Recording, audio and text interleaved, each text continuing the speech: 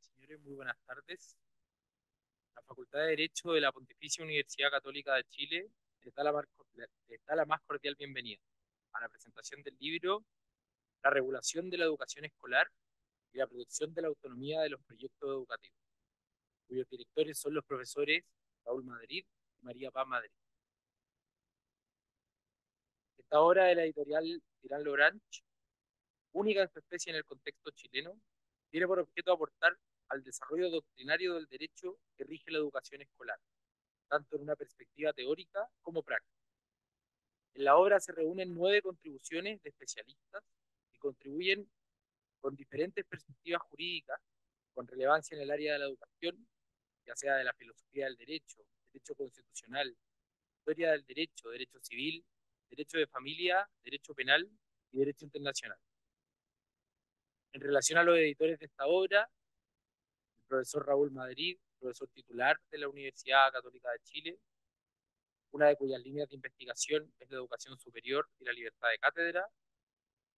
El profesor Madrid además dirige el programa de Derecho, Ciencia y Tecnología de nuestra facultad, donde desarrolla actualmente un proyecto sobre deepfake y resurrección digital. Por otro lado, María Paz Madrid, magíster en Derecho de la Universidad de Notre Dame y actualmente terminando su doctorado en Derecho en esa misma universidad, con una tesis sobre la propiedad de la información neuronal. Actualmente también es profesora de la Facultad de Derecho de la Universidad de Santiago de Chile. Antes de comenzar su doctorado, ha trabajado en varios proyectos con el profesor Madrid, coautor de este libro. Para la, para la presentación de esta obra, tenemos el honor de contar con la presencia del señor decano de nuestra facultad, profesor Gabriel Boxán Ola, la profesora de la Facultad de Educación, Patricia Imbarac, y el profesor de Fundamentos Filosóficos del Derecho de nuestra facultad y decano de Humanidades de la Universidad Finisterra, Pablo Letelier. Desde ya agradecemos la presencia de todos ustedes y de todos quienes han dejado de lado sus importantes funciones para acompañar a estos profesores en la presentación. Para comenzar, el decano Gabriel Boxán va a dar algunas palabras. ¿No?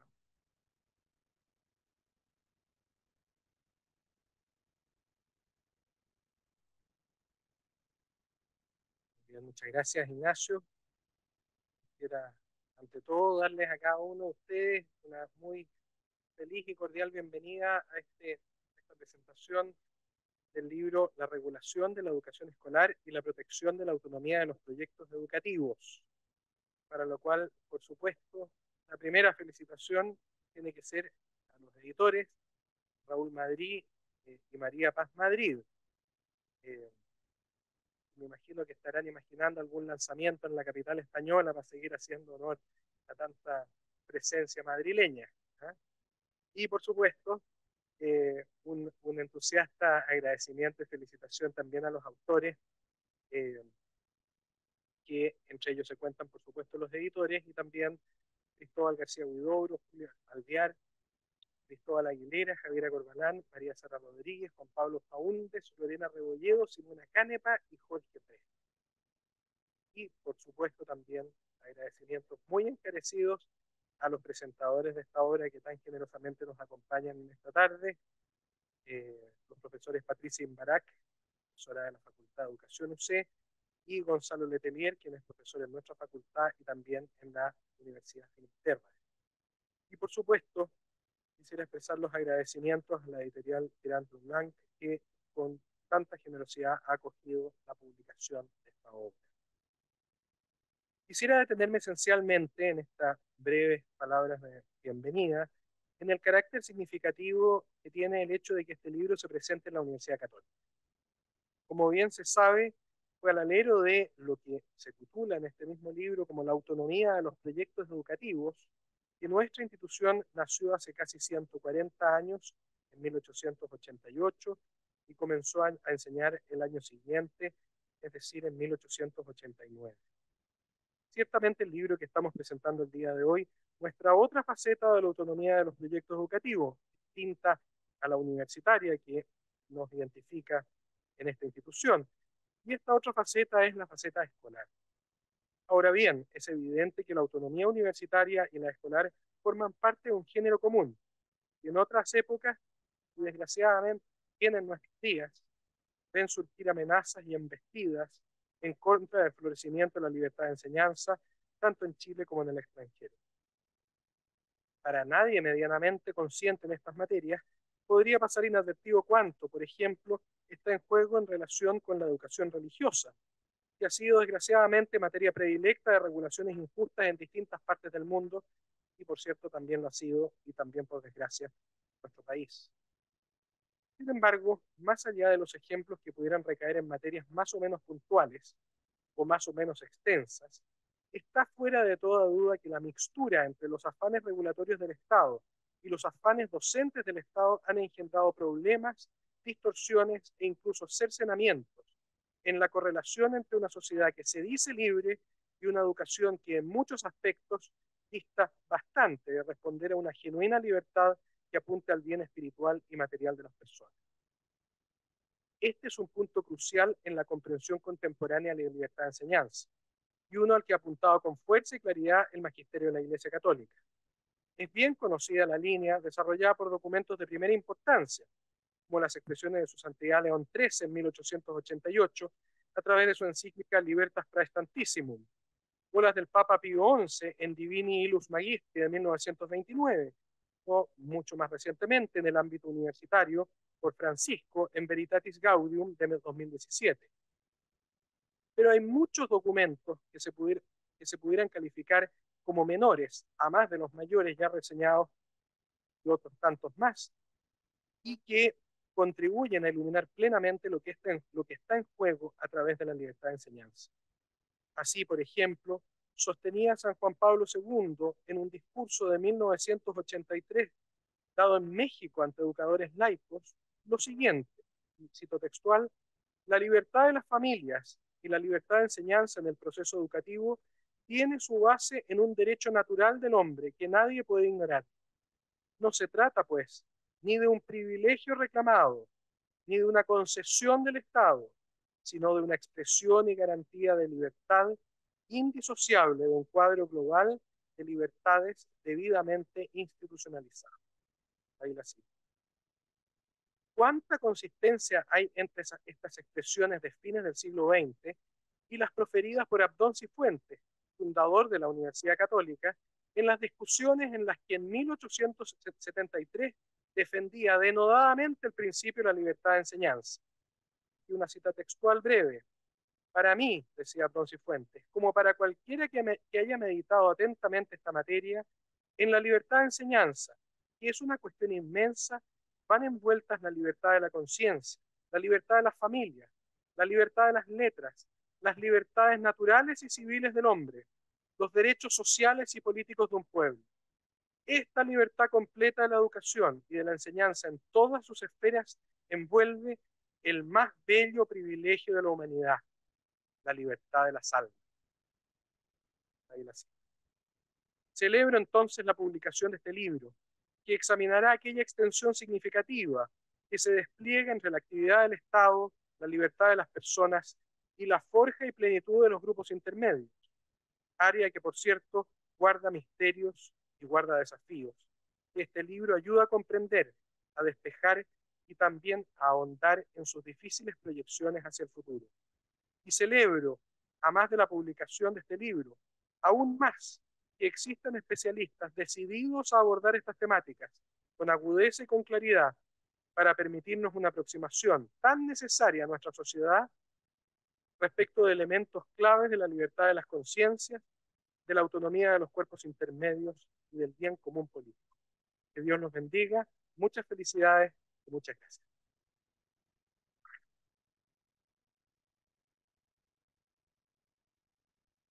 Muchas gracias, señor decano. A continuación, invitamos a los autores de este libro a que nos cuenten su experiencia con la edición de este. Profesor Raúl Madrid, le damos la palabra. Puede hablar de él.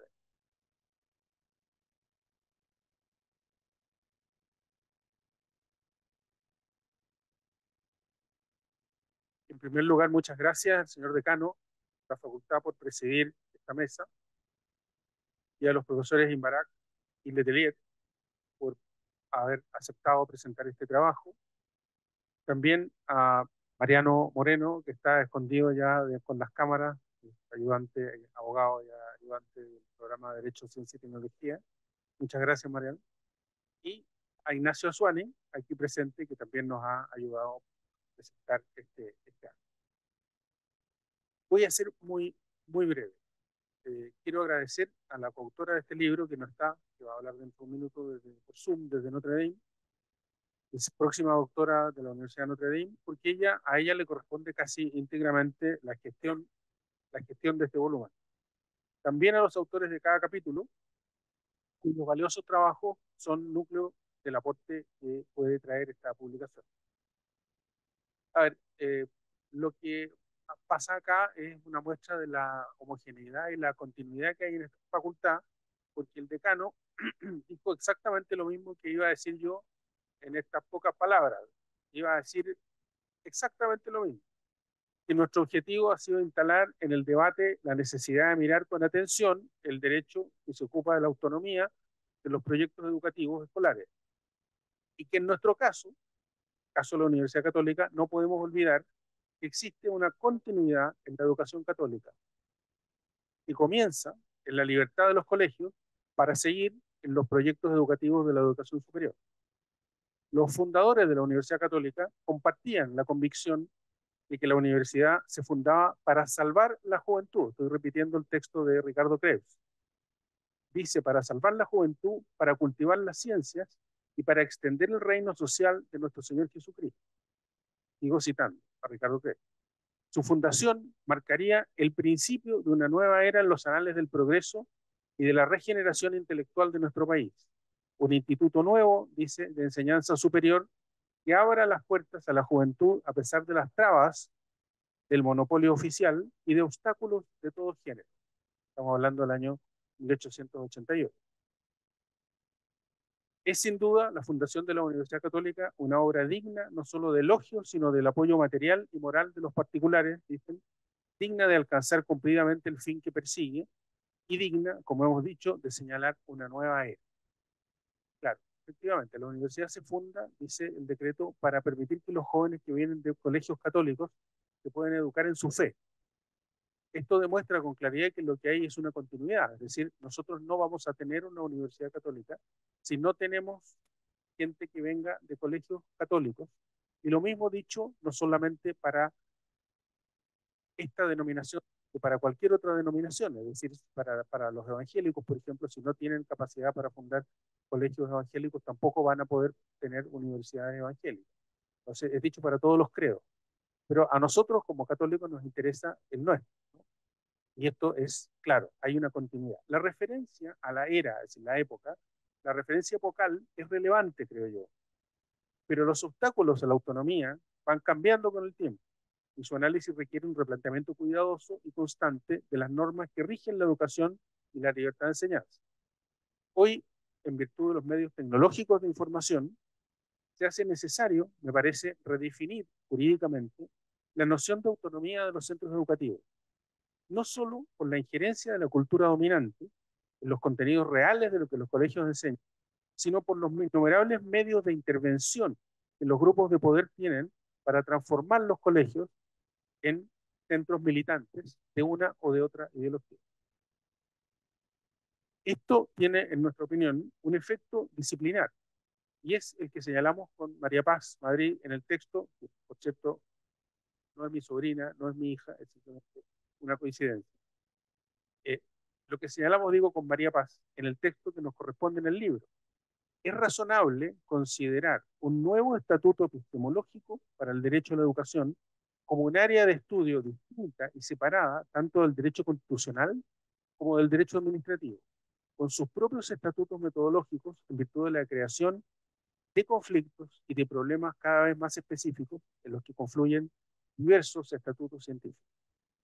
Bien, todas estas ideas están planteadas en el libro y esperamos que sean útiles para las personas que se interesan en estos temas y por lo tanto sean objeto de una discusión tanto por parte de nuestros ilustres comentadores como de las personas que se interesen en leer. Muchas gracias.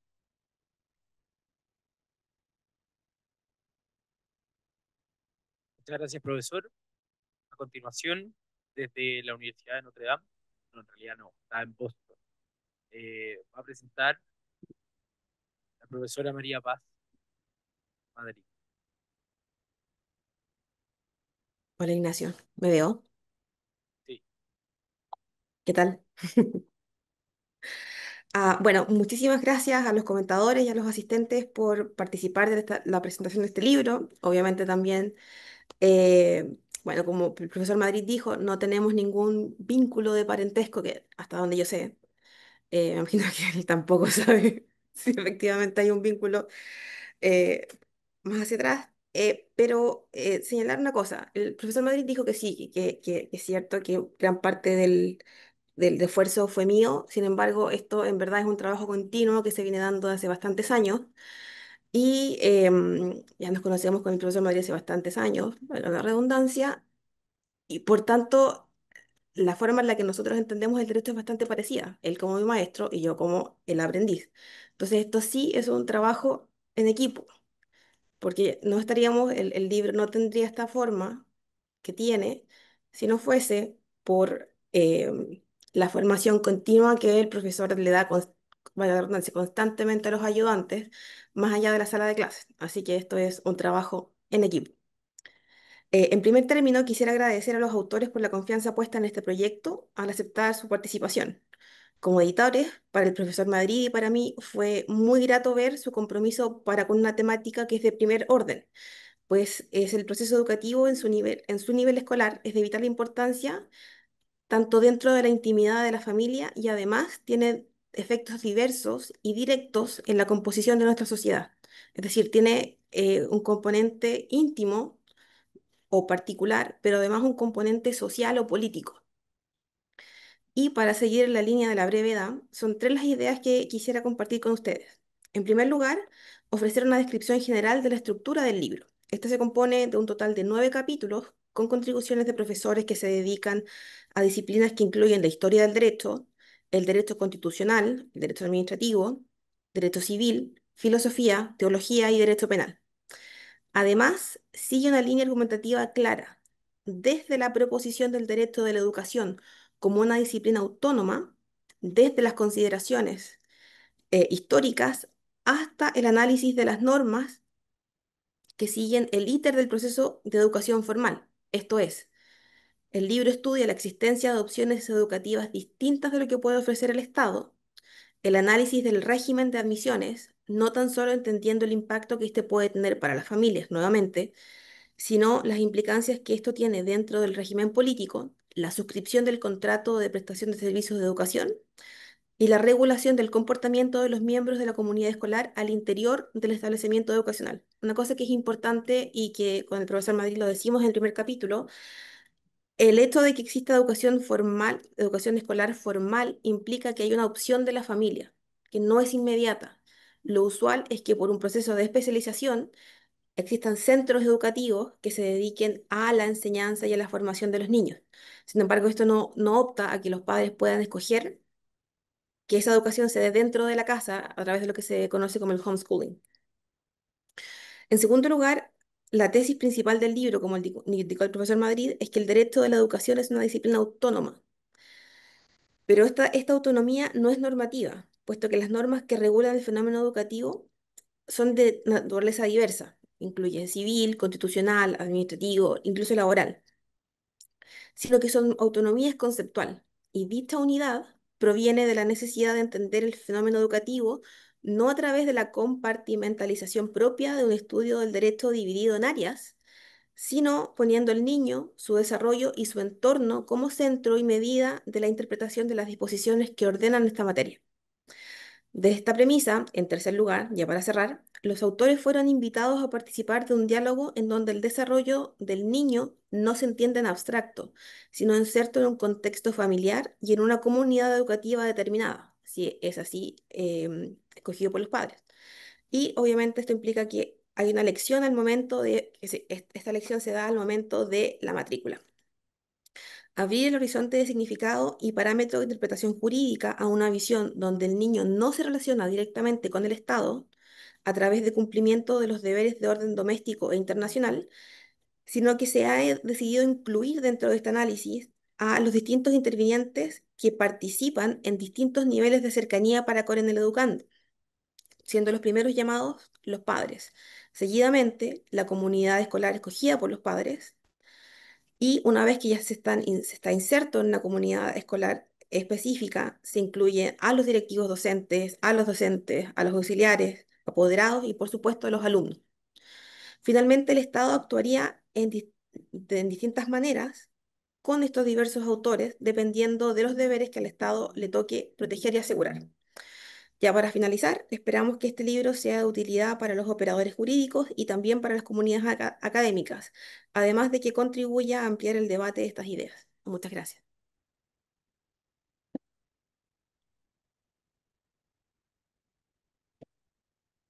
Gracias, papá.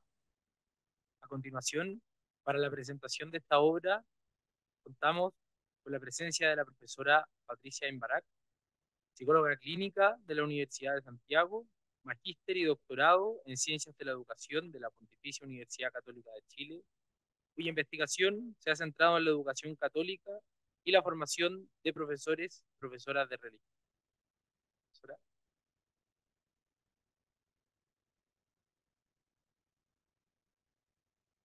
Muy buenas tardes a todos. Gracias por compartir este espacio. Yo quiero decir que es una hegemonía de la facultad, entonces quizás me voy a salir de esa sintonía entre Raúl y el decano. Y creo que justamente lo que me parece tremendamente interesante de que un psicólogo con formación en educación esté comentando un libro que ha sido escrito principalmente por abogados.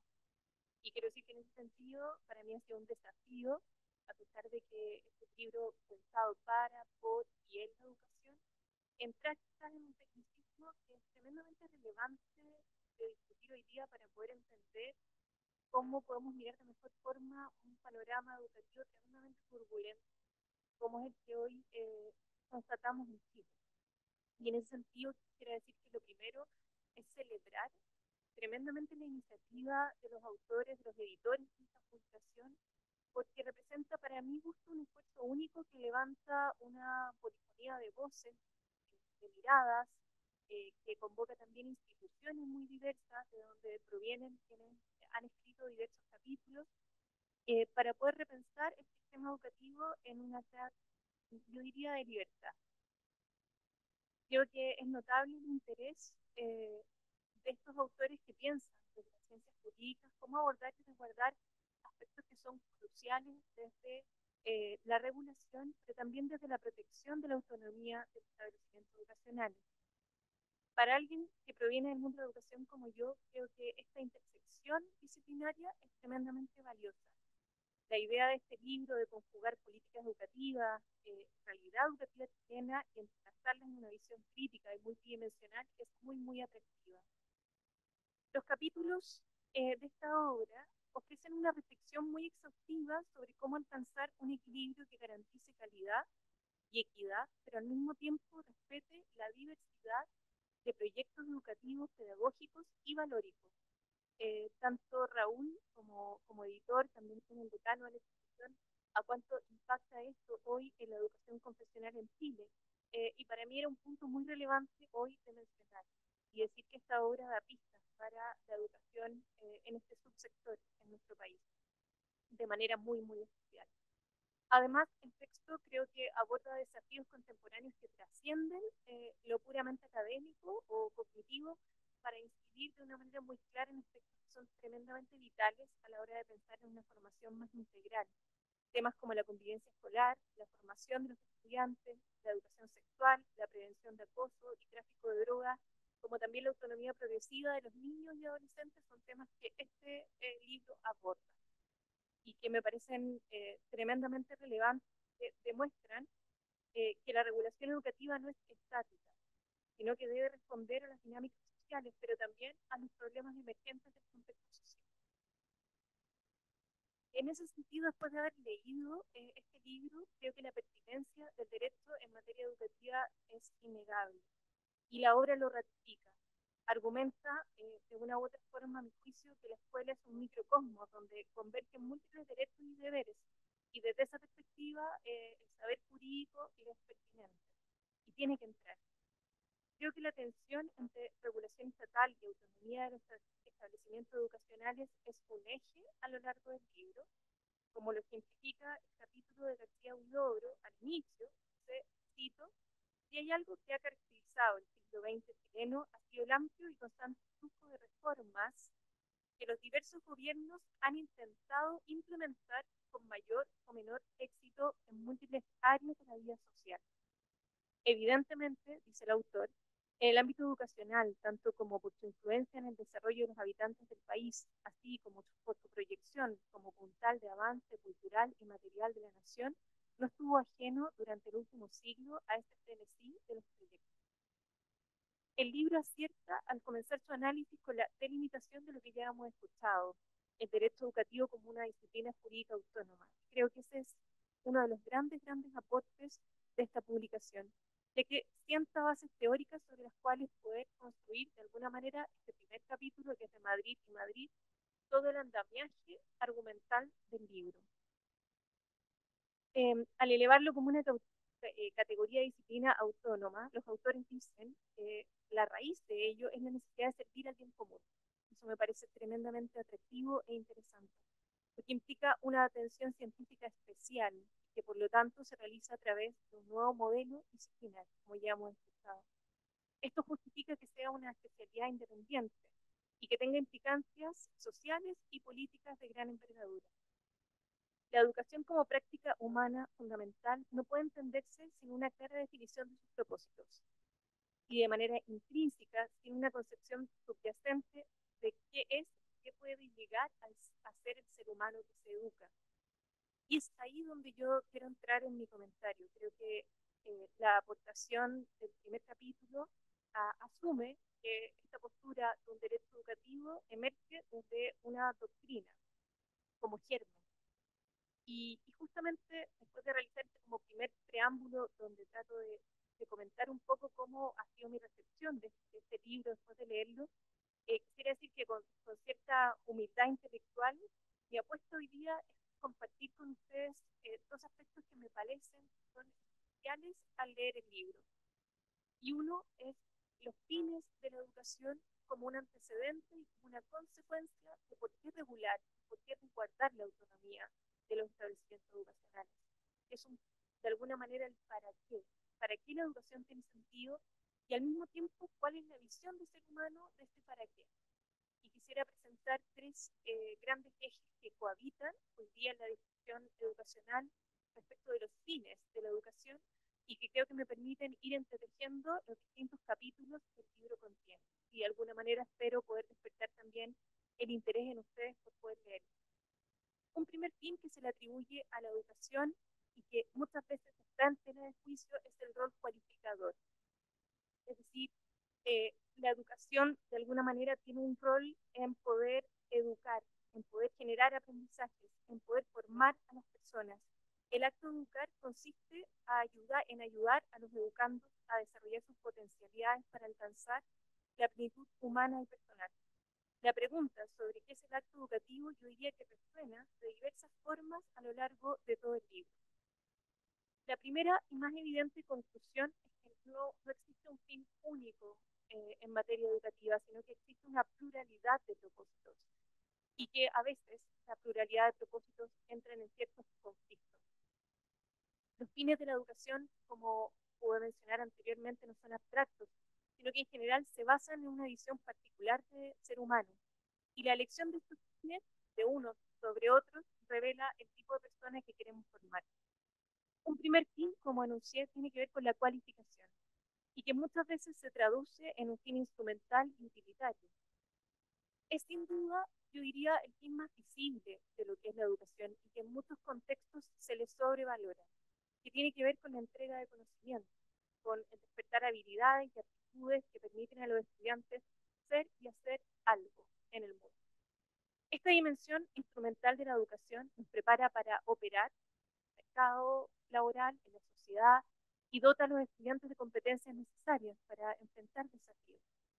Esta visión instrumental a veces de la educación la convierte en una inversión de capital humano, donde el aprendizaje se mide en términos de ganancia y rendimiento. El peligro de esta visión o de este fin de la educación es reducirla exclusivamente a esta dimensión, y es lo que algunos autores denominan como gamificación, donde el foco se desplaza del propósito educativo a la mera adquisición de resultados.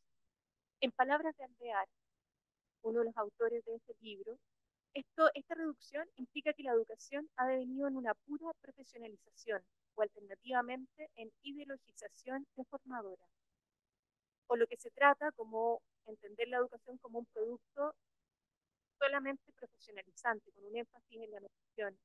Podemos criticar este fin, podemos estar totalmente en contra de entender la educación como un producto que estandariza a veces, que es medible, pero sin embargo sabemos que es un fin necesario.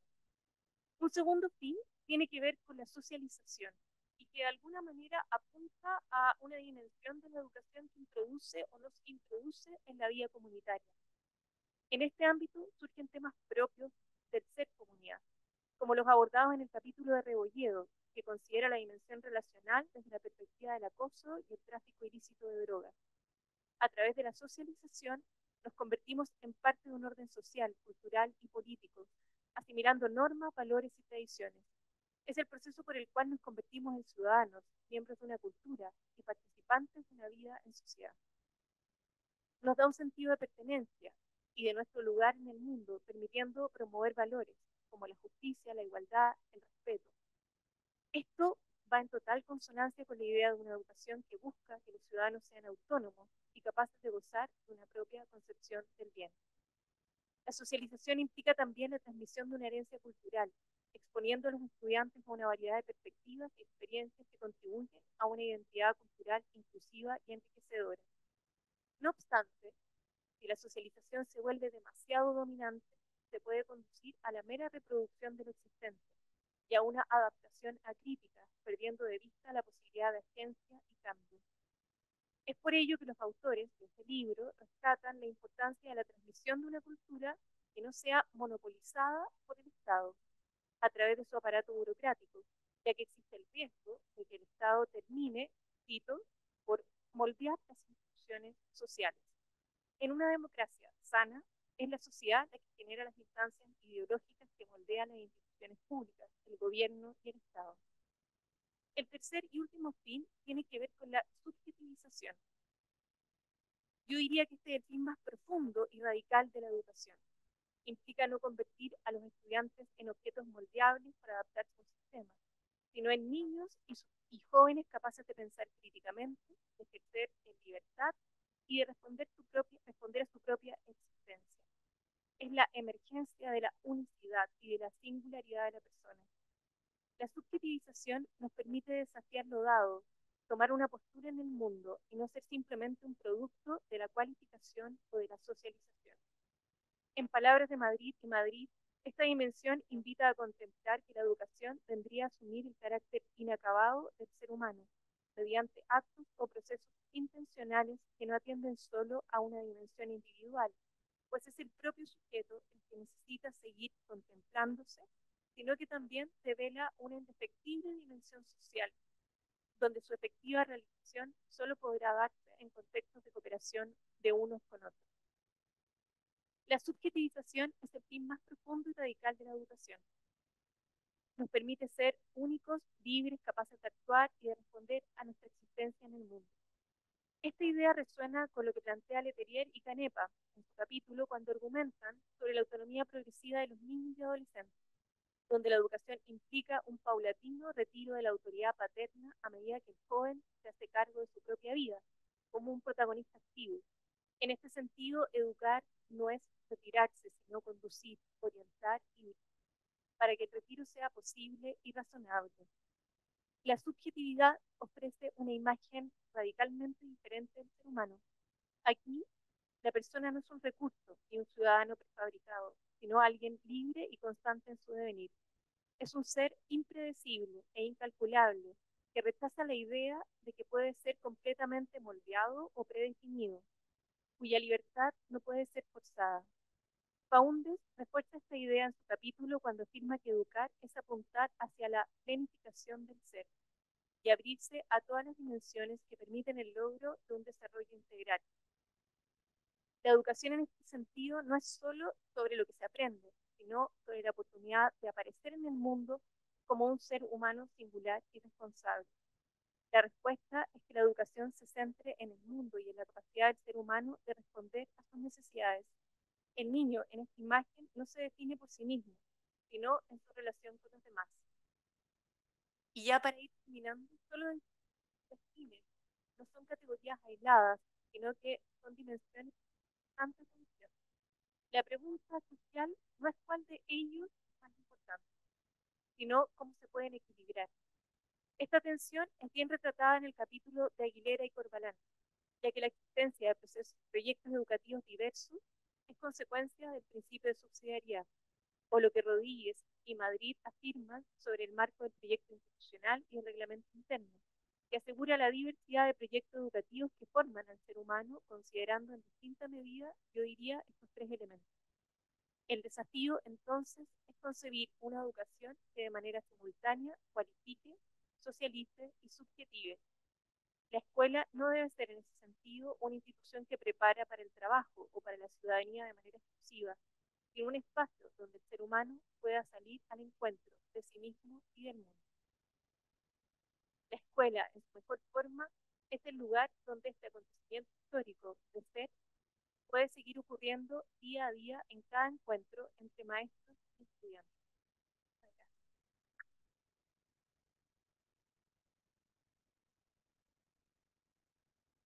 Muchísimas gracias, profesora, por su presentación.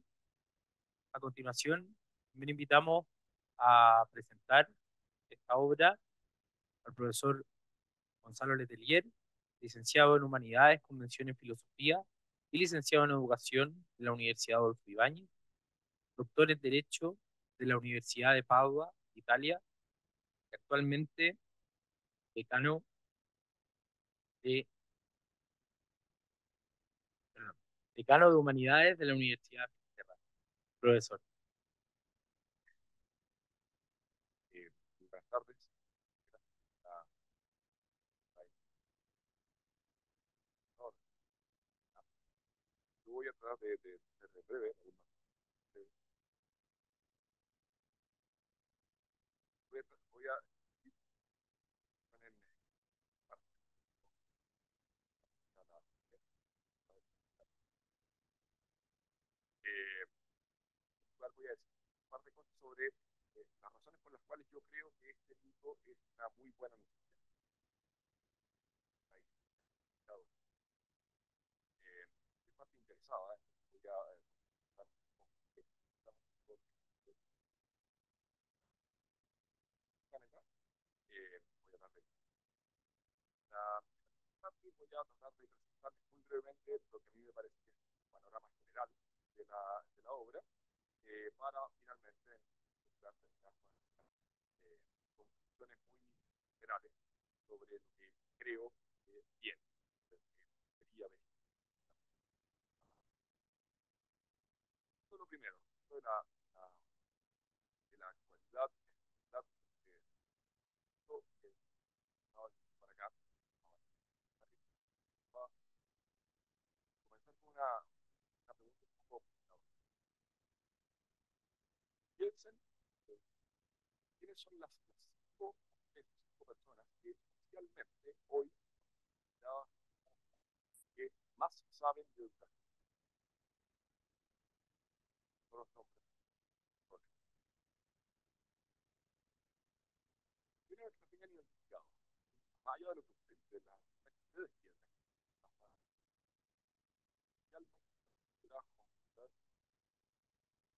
sino que prácticamente todos se dedican a política educativa, a gestión del aparato estatal en materia de educación. Tenemos un serio problema respecto de la pregunta, de la respuesta que damos a la pregunta: ¿qué significa saber de educación? Hoy, saber de educación significa fundamentalmente la capacidad de administrar el aparato estatal o de generar cierto tipo de políticas dentro de un marco que ya está, ¿no? que permiten en mayor o menor medida, de mayor manera, hacer frente a cierto tipo de problemas. Pero es muy escaso que se piense radicalmente sobre qué significa el derecho de la educación en general, y me atrevería a decir sobre qué significa la educación, radicalmente más allá del esquema en el que está ordenado el sistema educativo. Pero resulta que esa pregunta es particularmente importante, sobre todo en Chile, porque hay muchas buenas razones para pensar que el sistema educativo chileno es bastante anómalo, ¿sí? Muy curioso. Hay muchas cosas muy raras a las que estamos muy acostumbrados. Chile no es solamente el único país en el que el Partido Comunista sigue siendo políticamente relevante al punto de ganar elecciones. Chile es también un lugar en el que el modo en que se entiende la educación plantea, plantea serios problemas porque hemos normalizado cosas que para cualquier observador externo son bastante extrañas. Un ejemplo un poco grande. Hace unos meses sacaron un número de la revista que sobre educación. Empezaron a escribir un texto sobre libertad de enseñanza de una manera provocadora. El texto con una pregunta de libertad de enseñanza. Fue que existe un texto que dice que sí. Lo curioso, más allá de cuánto me dijo el orgullo, digamos, lo curioso es que en la presentación y en los comentarios que hubo, no hubo mucho debate, no le dieron debate, digamos, pero en los comentarios fue la publicación. El tema de la libertad de enseñanza no apareció nunca porque socialmente nosotros consideramos que la libertad de enseñanza es una especie de lujo de la educación particular pagada. Es algo que no tiene nada que ver con los problemas absolutamente urgentes y relevantes de la educación, esos que no podemos seguir postergando. Se piensa que incluso aquellos que lo defienden en general limitan, pensamos que el derecho la libertad de enseñanza, ¿verdad?, se limita simplemente al respeto a un principio jurídico fundamental que es el derecho preferente de los padres a la educación de sus hijos, pero no lo vinculamos de ninguna manera con la calidad de la educación. Me parece que primero hay que resolver los problemas urgentes en términos de calidad para después darnos el lujo de permitir la diversidad de proyectos educativos. Sin embargo, creo que la pregunta por la existencia de libertad, de auténtica libertad de enseñanza en Chile es absolutamente procedente. Como demuestra el texto del profesor Julio Alvear, existe un marco legal, justamente la Constitución, en menor medida la Ley General de Educación, que produce las vías que después coartan este principio. Existe en Chile una regulación que defiende de una manera relativamente robusta incluso la libertad de enseñanza. Pero la práctica concreta, el ejercicio concreto, real y cotidiano de la gestión de establecimientos educacionales está sumergido en tal maraña de regulaciones, muchas de ellas aplicadas de modo bastante arbitrario, que en la práctica los espacios para auténtica libertad de enseñanza, para auténtica pluralidad de proyectos educativos es cada vez menor. Ustedes le preguntan a un profesor, a un directivo de colegio, ¿qué es lo que más hace? Y esto no lo digo yo, está estudiado por 2020 y por Libertad y Desarrollo. Lo que más hace, más del 50% del tiempo de trabajo, lo dedica a responder a las exigencias del Ministerio de Educación, a través de la superintendencia o cualquier otro tipo de organismo de control. En Chile, nosotros tenemos un currículum único nacional, del cual es prácticamente imposible apartarse. Un currículum que en los años 90 fue promovido y sancionado por razones opuestas, por derecha y izquierda, pero que terminaron confluyendo en lo que tenemos hoy. Todos los niños de Chile estudian exactamente lo mismo de exactamente la misma manera. En los sectores más estatistas, justificada en razón del derecho a la educación y la necesidad de construir un proyecto nacional común, en los ámbitos más liberales, fundamentalmente porque el hecho de enseñar lo mismo de la misma manera posibilitaba un indicador claro que permitía poner a competir a los colegios. Las razones son opuestas, pero en la práctica lo que sucede es que, tal como lo atestigua nuestro sistema de evaluación de la educación, principalmente la PAES, los alumnos de Chile estudian todos exactamente lo mismo. Ayer nosotros conversábamos, bueno, las últimas semanas conversábamos con amigos, eh, y una de las conclusiones a las que llegábamos podría ser expresada en la siguiente pregunta. Piensen ustedes qué pasaría a nivel escolar en Chile si es que las universidades pudieran por lo demás, establecer un sistema de admisión propio. Es decir, si la Facultad de Ingeniería decidiera qué es lo que se tiene que evaluar para ingresar a estudiar ingeniería. Y lo que pasaría sería que colapsaría por completo, al menos la educación media, que está completamente volcada a preparar la PAES. Bueno, todos los que estamos acá hacemos clases en la universidad y hacemos clases en primer año. La mayor parte de los alumnos de primer año de las universidades chilenas no saben escribir, porque están acostumbrados a responder preguntas de selección múltiple.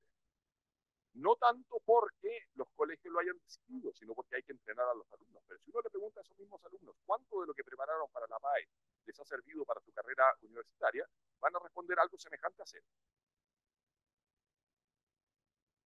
La PAES en este momento es fundamentalmente un sistema de control. Un sistema de control extremadamente eficaz, que no prohíbe enseñar otra cosa distinta, pero lo hace extremadamente peligroso, porque la misma PAES y el CIMSE se presentan a sí mismos como, lo que significa la abreviatura CIMSE, como un sistema de medición de la calidad de la educación, lo cual en castellano significa que si su CIMSE es alto, su colegio es bueno, su CIMSE es bajo, su colegio es malo. El epítome de esta situación está en un estudio de la Fiscalía Nacional Económica, publicado en 2019. Y la Fiscalía Nacional Económica ha estudiado 10 casos de mercados, al menos aparentemente monopólicos, complejos, precisamente por razones de eventual monopolio. 10 casos. El tercer caso, justo inmediatamente después de los notarios, fue el análisis del mercado de textos escolares en Chile. Hay 2 editoriales en Chile con los cuales con cuyos libros estudian más del 90% de los niños. Esos libros de texto escolares, pero ustedes ya saben exactamente cuáles son esas 2, incluyen un manual del profesor, que incluye a su vez la planificación de las clases. Es decir, un profesor, si quiere, puede abstenerse del esfuerzo de planificar sus propias clases, porque eso ya está hecho. Todos los niños en Chile estudian exactamente lo mismo, de exactamente la misma manera. Es decir, hay una lógica que de modo indirecto hace particularmente difícil que un colegio se plantee, y una comunidad escolar más que un colegio, se plantee seriamente la pregunta por su propio proyecto educativo. Un último ejemplo. El CIMSE es una prueba que debería ser una especie de foto del desarrollo normal de la actividad de un colegio. ¿Sí? Bueno, resulta que los colegios normales, que tienen que competir por el puntaje CIMSE, detienen la actividad normal, ¿sí?, de docencia para preparar la prueba que mide la actividad normal de su docencia. 2 semanas antes del CIMSE, dejan de pasar materia y preparan el CIMSE, cuyos resultados después son publicados en un ranking, por favor. No sé si mi esfuerzo es intentar mostrar cómo esto, aunque estamos muy acostumbrados, es completamente anómalo. Y esta es una de las principales razones por las cuales este tipo de reflexión es especialmente bienvenido. El último capítulo de este libro trata sobre el caso Pavés, que es un verdadero escándalo. ¿Sí? Y uno de las principales razones de ese carácter escandaloso es que es en buena medida que ya nadie habla de él. ¿Cómo es posible, por favor, que el Estado se arrogue el derecho a determinar si una persona está calificada o no para hacer clases de religión en un colegio católico. El ordenamiento jurídico en ese instante salta en pedazos y plantea problemas de los cuales no somos plenamente conscientes y que es necesario seguir desarrollando. Paso al segundo punto, prometo que voy a ser más breve, como para que le den ganas de leer el libro. ¿Sí? Si alguno no tiene muchas ganas de leerlo entero, lea el capítulo 1, ¿sí? de María Paz y de Raúl Madrid, porque ahí la mayor parte de los temas aparecen con bastante claridad. Tiene incluso una histórica del desarrollo del sistema educacional chileno, que es complementado por el artículo inmediatamente posterior de Cristóbal García Huidobro sobre los 50 años, digamos, un medio siglo de reformas educacionales durante el siglo XX. E introduce también el marco jurídico general que después va a profundizar en términos constitucionales Julio Alvear, y el problema de la libertad de enseñanza y el principio de subsidiariedad, que es inmediatamente tratado por Javier Corbalán y Cristóbal Aguilera. En estos tres textos, digamos, aparece con mucha claridad la articulación entre derecho a la educación, libertad de enseñanza y principio de subsidiariedad. Posteriormente hay dos textos mucho más técnicos, a aquellos que no venimos no pertenecemos propiamente al mundo del derecho, sino que somos migrantes, son los que son más difíciles. El artículo de la misma María Paz Madrid y la profesora María Sara Rodríguez sobre el contrato de prestación de servicios educacionales en Chile, y el artículo de Lorena Rebolledo sobre el tráfico ilícito de drogas y el acoso escolar, que dan un panorama bastante completo sobre la situación de la legislación sobre en estos temas, y recomiendo encarecidamente la lectura del artículo de Juan Pablo Faúndez sobre la ESI, sobre la actual en la chilena y los problemas que plantea eso para la autonomía de los educacionales. Porque es quizás el ejemplo más crítico, es el ejemplo más crítico en el sentido de que quizás aquel tema en el cual es más evidente, precisamente por razón de la intimidad del problema, es más evidente el derecho de los padres a que sus hijos sean educados según sus propias convicciones, y por lo tanto también el caso en el que es más evidente el inmiscuirse del Estado en aspectos, en temas, problemas que escapan completamente a sus.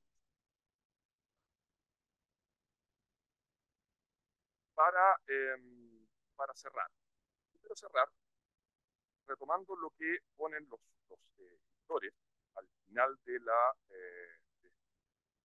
artículo conjunto como conclusión. Dicen lo siguiente, este es el último párrafo.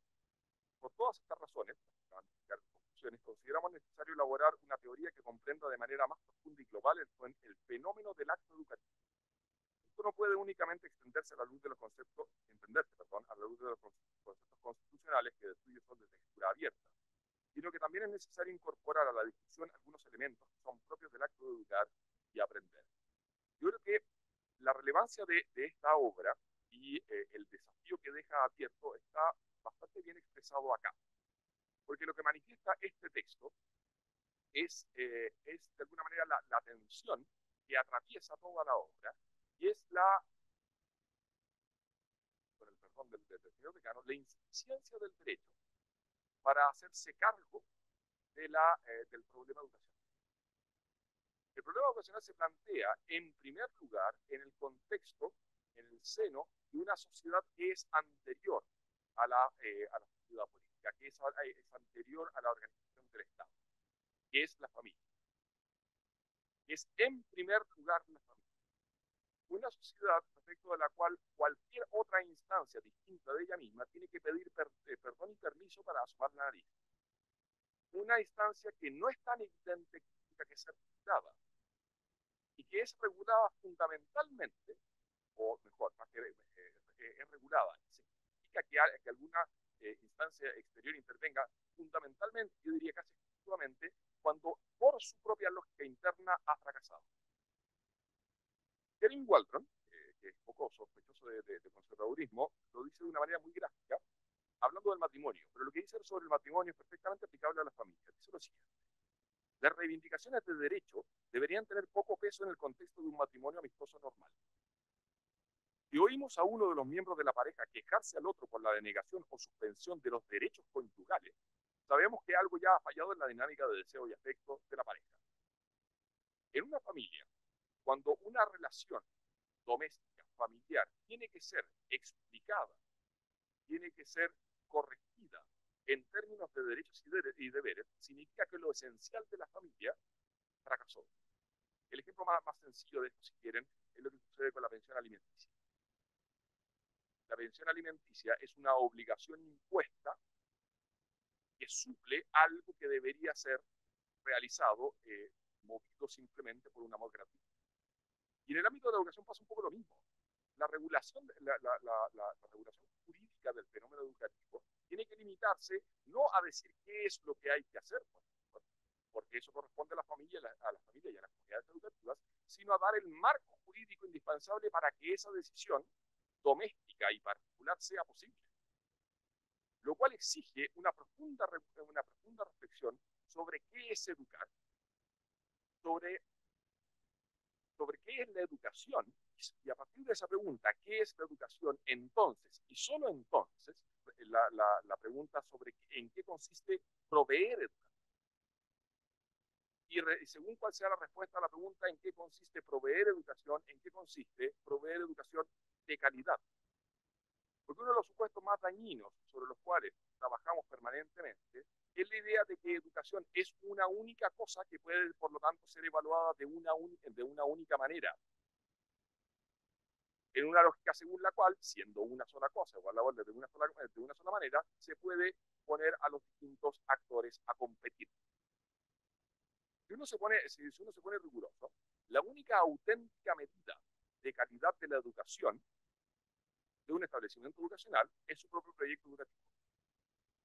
Esa es la medida, la primera, fundamental de las medidas de calidad de la educación. Por supuesto que socialmente nosotros tenemos no solamente el derecho, sino el deber de garantizar que todos los proyectos educativos cumplan con ciertos mínimos higiénicos indispensables, que son aquellos que posibilitan la inserción de estas personas en el mundo de la vida social y no solamente del trabajo.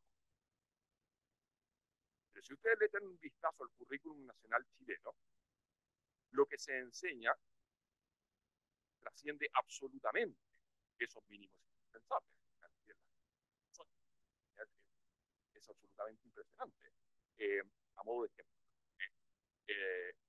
en el CIMSE de octavo básico se pregunta, porque forma parte del programa oficial de la asignatura de biología, sobre el modo correcto del uso de los anticonceptivos. Eso es la libertad de educación en Chile. Uno podrá incluso legítimamente pensar que es absolutamente necesario que un alumno o alumna de octavo básico sepa esto, pero también es perfectamente legítimo que un papá no quiera. Hoy no puede.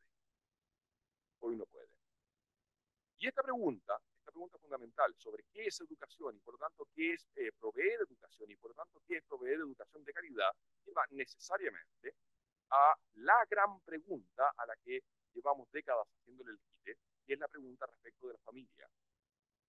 Porque finalmente la educación es en primer lugar un fenómeno familiar, porque son las familias las que constituyen comunidades escolares con sus propios proyectos educativos. Es muy sintomático que nosotros a esto que es educación en primer lugar le llamamos educación informal.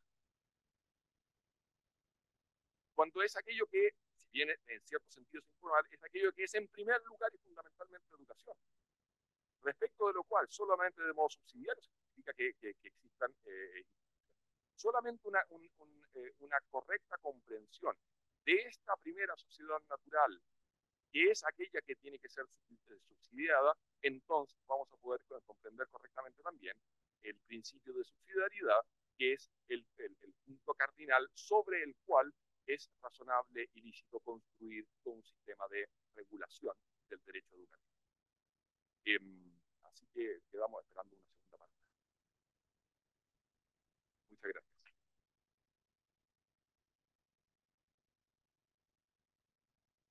Muchas gracias, profesor, por su presentación. Agradecemos la presencia de todos ustedes y damos por terminado este encuentro en el que hemos presentado el libro La regulación de la educación escolar y la protección de la autonomía de los proyectos educativos. Muchas gracias a todos por su asistencia y los invitamos a compartir un café a la salida.